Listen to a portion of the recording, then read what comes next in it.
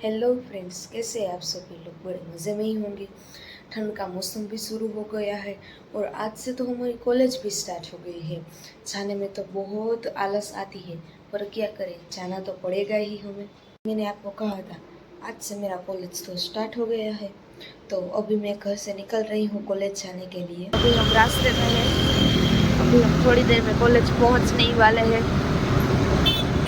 ठंड बहुत ज़्यादा लग रही है, इसलिए हम धीरे धीरे जा रहे हैं। अभी कॉलेज तो हमारे घर से बहुत दूर होता है, इसीलिए हम धीरे धीरे अपनी गाड़ी चला रहे हैं। फाइनली गाइस, अभी हम सब लोग कॉलेज पहुंच गए हैं।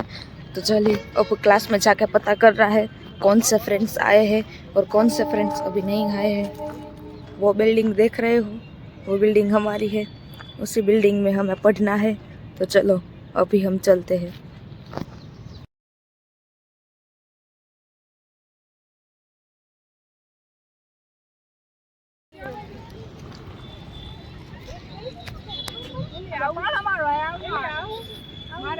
મારે જવાનું કોણ તો આવ્યો હા તો રિઝલ્ટ લઈ લે રિઝલ્ટ આપે તો મારે